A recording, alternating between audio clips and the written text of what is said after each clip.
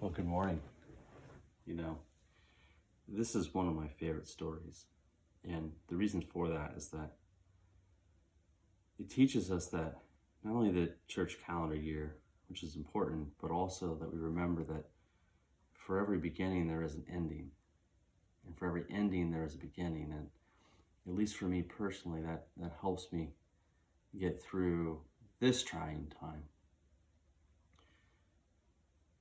There once was someone who said such wonderful things and was so kind and gentle that people had to follow him. And one day, one of these people asked him, "Who are you?"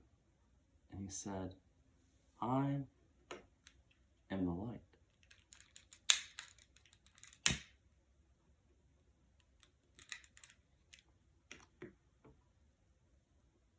Well, today our story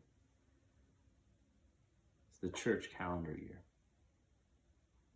And if you're ready, let's begin. Time. There are all different kinds of time. There's a time to wake up, a time to go to bed, a time to go to work, a time to come home, a time to go to school, and a time to go out and play. But there are all different kinds of time. I wonder what time would look like. Some say that time is like a line with a beginning and an end. I wonder what that would look like. Time as a line. What is this? This is time. This is time that's a line. Look, this is the newest part. It is so young. It is so new. And look, it is getting older and older and older. I wonder, will it ever end? It goes on and on. It ended. Now look, the beginning that once was so young and so new is now old. And the newest part is like the ending. Do you know what our church did? It tied the ending, it was like a beginning, and the beginning that was like an ending together. So we would always know that for every beginning, there is an ending. And for every ending,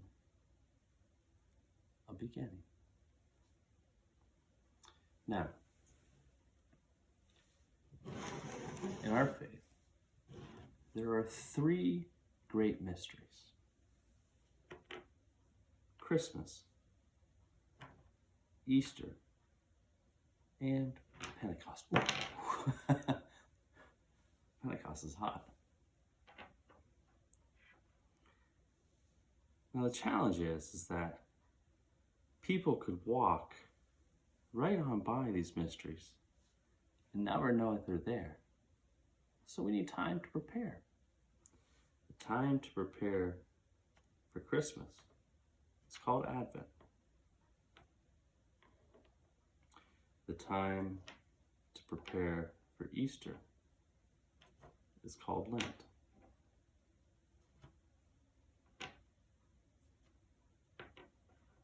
Now look, the time to prepare for Easter is longer than the time to prepare for Christmas. This is because it's an even greater mystery. It's so mysterious, in fact, that it goes on for a number of weeks, leading all the way up to Pentecost. Now the rest of these weeks, well, they're the growing weeks. And there are lots of growing weeks because we have a lot to learn. Lots and lots of growing weeks.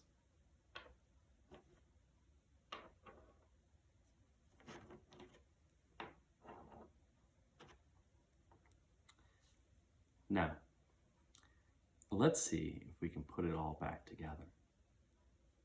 But watch out, because the church tells time not only with clocks, but also with callers. Let's start with the three great mysteries: Christmas, Easter, and Pentecost. Still hot. And the time to prepare for Christmas, which is Advent. And the color for Advent sometimes is purple, and sometimes it's blue. Do you know why? It's blue for the Mother Mary, because without the Mother Mary, there would be no Jesus. And the time to prepare for Easter is called Lent. The color for Lent is typically purple. Purple is for kings. And Jesus was a king, but he was like no other king that this world had ever seen before.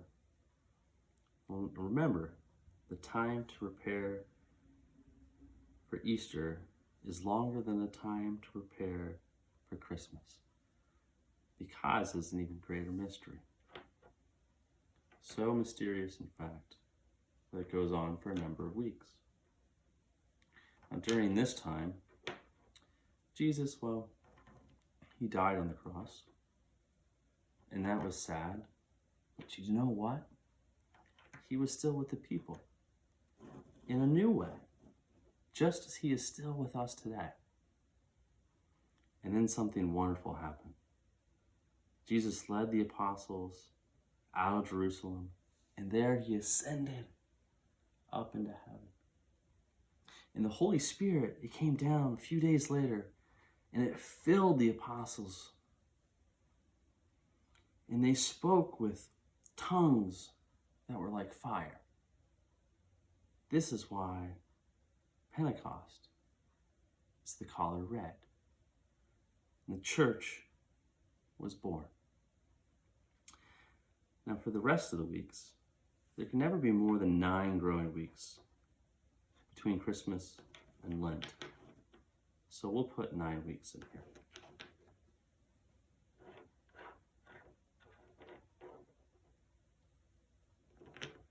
And then we have the weeks after Pentecost. Do you know what the weeks after Pentecost are called? They're called the weeks after Pentecost. And there are lots of things that are going on around the world at this time. But here in the Northern Hemisphere, this is typically when schools are starting to let out and the days are starting to get a little warmer. And hopefully you can go out and play with friends. The days get a little longer. And maybe you can go on vacation. And then eventually summer draws to a close. It's time to prepare for school. And you'll probably have a new teacher and hopefully make new friends at school. And then after a while, well, it's no longer your new teacher. And they're no longer your new friends. You've had them for quite a while. And then the days start to get a little shorter. The nights a little colder. And as the days draw near and the light starts to go out, and just when you think the light is about to go out, you know what? The year ends.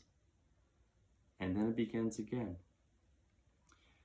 For every beginning, there is an ending. And for every ending, there is a beginning. It is all here. The 3 great mysteries: Christmas, Easter, and Pentecost. The times to prepare, Advent, Lent, and the season of Easter, and all of the great growing weeks.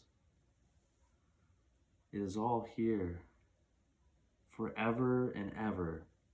For every beginning, there is an ending, and for every ending, there is a beginning.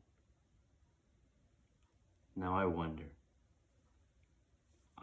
what these colors make you feel. I wonder which one of them may be your favorite. I wonder, can you see yourself in this great story?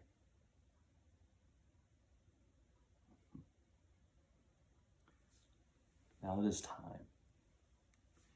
It is time for us to change the light.